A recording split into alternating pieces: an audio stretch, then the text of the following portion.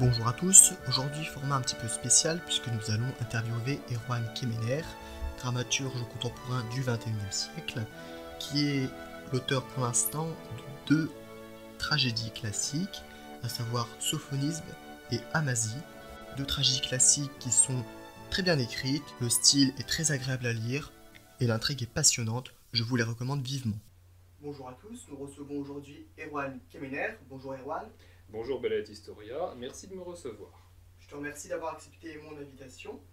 Alors, puisque tu es auteur de tragédies historiques, peut-être pourrais-tu nous en dire plus sur le lien entre les tragédies et les batailles?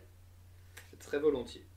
Les tragédies mettent en scène des personnages de haute lignée, des rois, des princes, dont le destin est le plus souvent lié aux changements politiques. Or, nous avons appris à appréhender ces changements politiques par le prisme des batailles. Tout le monde connaît Bouvines ou Marignan, 1214-1515. Pour autant, sont d'aussi bons sujets pour une tragédie que, par exemple, la conjuration de Saint-Marc, dont nous avons pour la plupart oublié la date exacte. Je ne pense pas. En tout cas, ça ne m'inspire pas. Mais dans beaucoup de tragédies françaises, il n'y a pas de bataille pour autant. Dans la tragédie française classique, l'intérêt est surtout la fortune du héros, son impossibilité à choisir une solution satisfaisante, une solution tout court, où l'intérêt sera plutôt psychologique. Autrement dit, tout ne repose pas sur la bataille, ce qui fait qu'elle n'est pas toujours présente dans la tragédie française classique. On pensera par exemple à Phèdre ou à Britannicus. C'est particulièrement vrai dans les sujets mythologiques, où elle est d'ailleurs parfois remplacée par le duel. Et quand elle est présente, elle n'est pas l'élément phare. Autrement dit, les Perses d'Échille, où l'intégralité finalement de la pièce porte sur une bataille, est inimaginable dans le théâtre français. Surtout que la représentation serait contraire à la bienséance. Oui, elle est racontée et non représentée. Les Anglais ne s'embarrassent pas de telles précautions. La bataille de Bosworth Field est un moment d'une grande intensité dramatique de Richard III, et Shakespeare utilise abondamment les batailles pour nourrir ses tragédies historiques. Mais à quoi sert la bataille? La bataille est un élément de tension dans la pièce. Tout d'abord, elle représente un enjeu.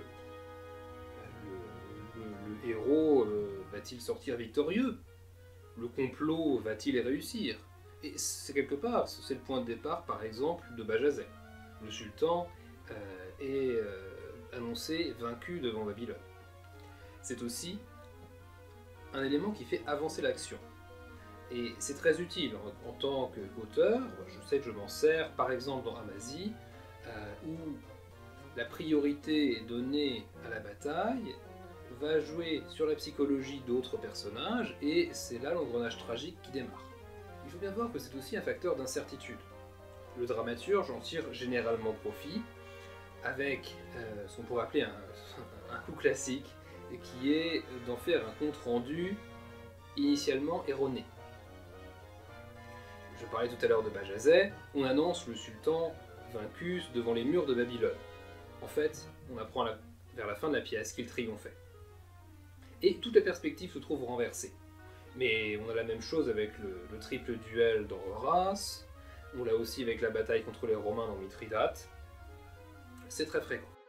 Est-ce tout? Non, la bataille est particulièrement intéressante dans les rapports qu'elle introduit entre les personnages. Prenons l'exemple d'Andromaque. Nous sommes après la guerre de Troie, et Pyrrhus a pris Andromaque comme captive. Donc, c'est toute la relation entre les héros qui se définit par la conséquence de la bataille.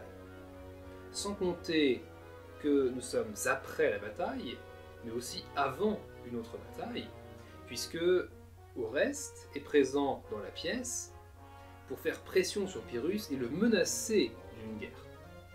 Donc on est à la fois après et avant, et ça contribue du moins à l'équilibre assez subtil qui fonde toute la pièce.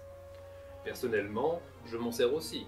Dans la pièce Sophonisme, les vainqueurs côtoient donc les vaincus, et les vainqueurs et les vaincus sont numides, mais ils sont tous soumis à l'autorité de Rome, qui est le vainqueur ultime.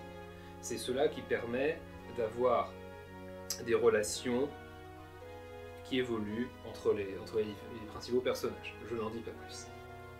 Pour conclure, on ne peut que vous encourager à lire le plus de tragédies possible, quel qu'en soit le style, française, contemporaine, et à vous faire votre propre idée. Je te remercie pour cette magnifique intervention.